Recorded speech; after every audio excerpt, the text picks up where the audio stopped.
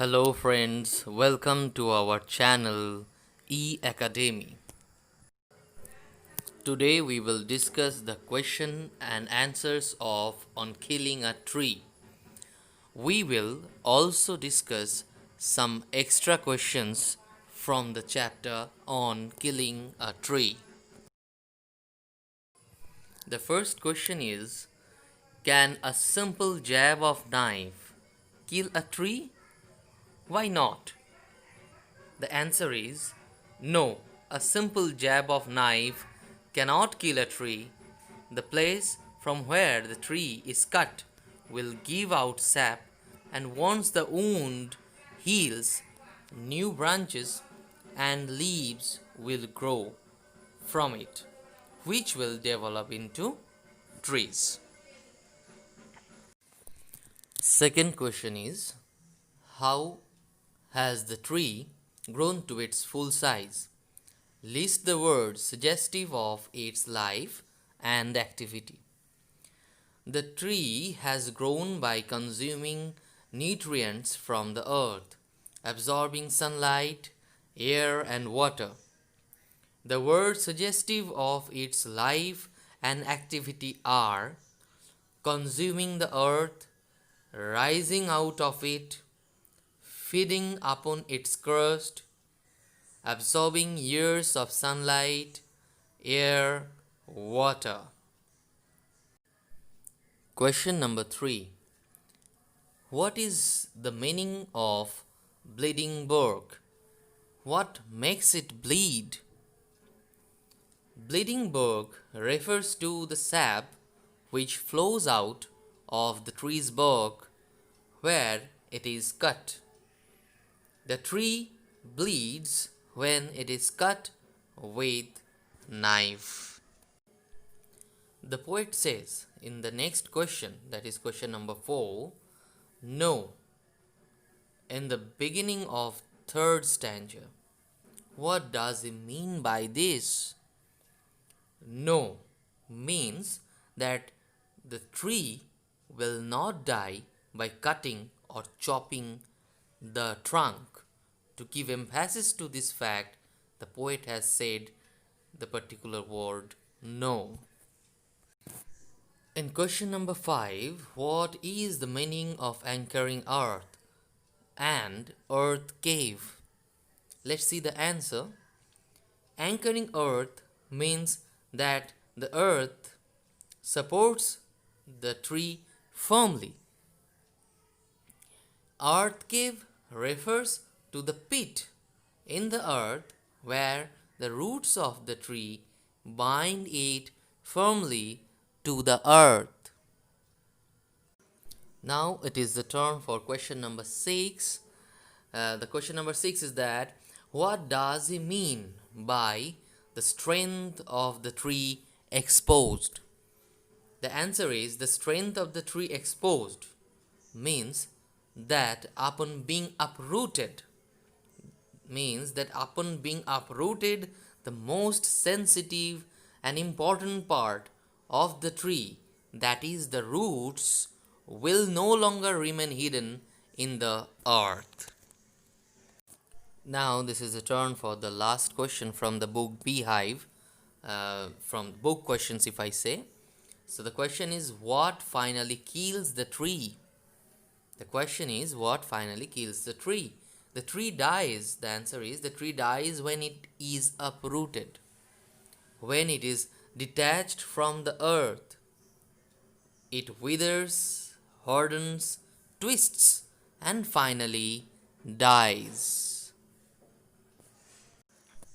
So after doing all these efforts, a tree can be killed. So it is a long process to kill a tree. Hello friends, so these were the 7 book questions from the Beehive book class 9 in NCERT. So now this is the turn for some extra questions. I think those will be very much helpful for you. The first extra question that we are going to discuss over here, how does a tree become strong? The answer is, a tree feeds on the earth's crust, consuming nutrients from the earth. The tree also absorbs years of sunlight, air, and water. This makes it strong. Let's come to the next one. So, hack and chop. But this alone won't do it. What won't this do? Why won't it do it? The answer is hacking and chopping is not enough to kill a tree. The tree endures the pain but continues to live on as it heals over time. The bark which has been chopped will heal itself.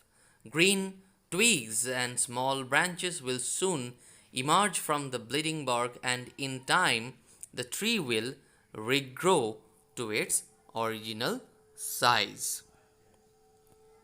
Now it is the turn for the extra question number 3. What is the meaning of bleeding bark? What makes it bleed? Bleeding bark suggests the wound on the tree that is caused by hacking and chopping the tree. When the branches of a tree are chopped off, the tree bleeds as the sap can be seen to flow. It expresses the pain of a tree. Now, question number 4. What are miniature boughs? What happens if they're left unchecked? Miniature boughs are new branches which sprout where the tree was hacked and chopped. If they are left unchecked, they expand and become a huge tree. The chopped tree grows back to its former size. Now, extra question number 5. How does the tree heal itself? The tree is equipped with the power to heal itself. When a tree is hacked or chopped, leaves sprout from the wounded bark. From close to the ground, curled green twigs rise. Miniature boughs expand again to their former size. The tree, in time, grows back to its former size. Now, question number 6. How does the poet describe the growth of the tree in the first stanza of the poem? And the answer is, the poet says that the tree grows slowly, getting its nutrients from the earth. Then it absorbs sunlight, water, and air for many years. The bark of the tree looks ugly because it is rough and has crooked lines on it. It is very ironical that soft and green leaves come out of the leprous hide. Gradually, it grows into a big tree. Now, the extra question number 7. Why does it take so much time to kill a tree? It is not easy to kill a tree simply by hacking or chopping it.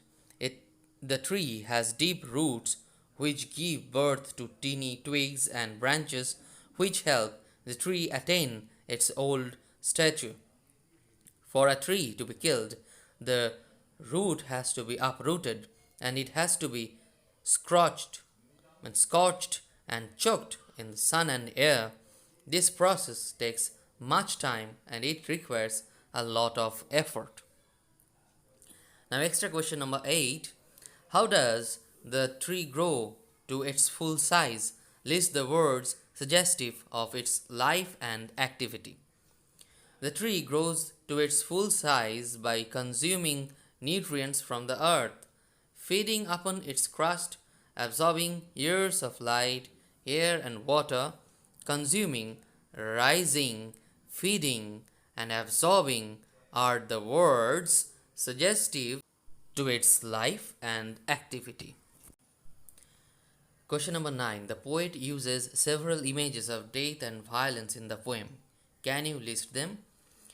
The answer is, the images of death are hack, chop, scorching, choking, browning, hardening, twisting, and withering. The words that show violence are roped, tied, pulled out, and snapped out entirely from the earth's crust. Now, question number 10. Why does the poet use the word kill rather than cut? It's a very important question. Let's see the answer. The poet makes a distinction between cutting a tree and killing it. Cutting a tree or hacking and chopping does not destroy the tree completely, and the tree regrows by sending out new shoots and miniature boughs. The poet then gives step by step instructions on the total annihilation of a tree. Once the roots of the tree are pulled out and are exposed to the sun and air, the killing of the tree is complete. The tree will have no second life. Now, question number 11. How does the poet personify the tree? The poet describes the tree as if it was a human being. Like man, the tree has grown slowly, consuming the earth, eating and drinking from it, absorbing and soaking in innumerable years of air, sunlight, and water. The bleeding bark is compared to the discolored skin of a man suffering from leprosy. It too feels pain and pleasure alike the human beings, so he uses the expression killing the tree rather than destroying it or cutting it. Now, question number 12. The bark of the tree is described. The leper's hide. Bring out the irony in the fact that the leper's hide sprouts leaves. The poet describes the broken, discolored bark of a tree that has been hacked and which resembles a leper's skin. Leaves grow from the leper's hide or the bark or of a tree. This is ironic because leprosy usually eats away the body. It does not promote growth, but here the leper's hide has been depicted as a source of growth. In question number 13, explain the meaning of the anchoring earth and earth cave. Anchoring earth refers to earth under which the roots of a tree and are held firmly, thereby providing strength and nutrients to it. Earth cave refers to the hollow space in the earth where the roots were which have now been pulled out. The poet calls it so as the roots, which are the most sensitive part of the tree, stay hidden securely under the earth. In question number 14, that is the extra question, how can the tree be killed? The tree is killed when its roots are uprooted and they get scorched and choked in sunlight and air. This process leads to the browning, hardening, twisting, and thereby withering of the roots. This kills the tree. In question number 15, the question is that how will the bleeding bark heal? In the poem on killing a tree, G. Patel says that if a tree is hacked repeatedly, this alone will not be able to kill a tree. The bleeding bark will heal as curled green twigs and miniature boughs of the tree will grow from the bark. These branches and boughs will expand and the tree will regrow to its full size again. Now, question number 16. Bring out the sarcasm in the poem on killing a tree. This is an important question. Just go through it minutely.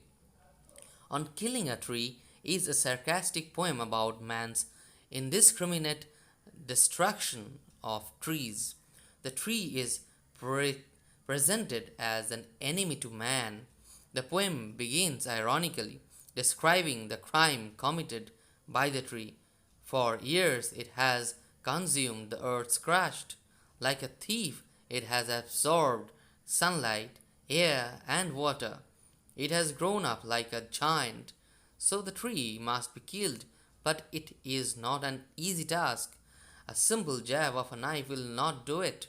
From close to the ground it will rise up again.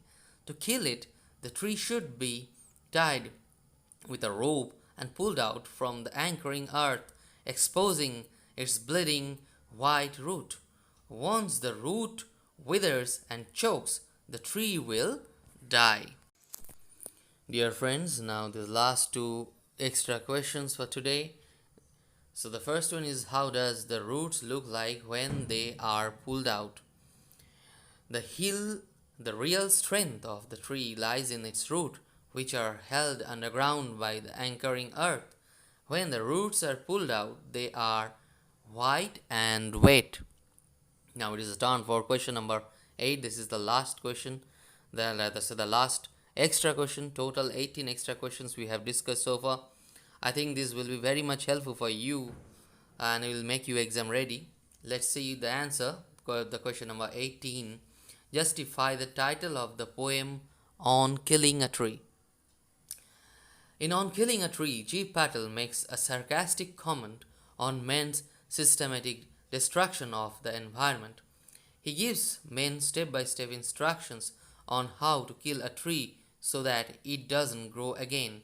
In the first two stanzas, the poet talks about nature's through the images of a feeding tree and a healing tree. In the following two stanzas, he talks of the execution of a tree. Thus, the poem, from its beginning to the end, describes in detail the process and consequences of killing a tree. So, the title is appropriate and drives the poet's point home in a superb way. So friends, these were 7 book questions from Beehive and 18 extra questions from the chapter On Killing a Tree by G. Patel. I think this will give you a complete chance to make yourself prepared for exam. These main questions and extra questions together will obviously help you and will make you exam ready. Thank you.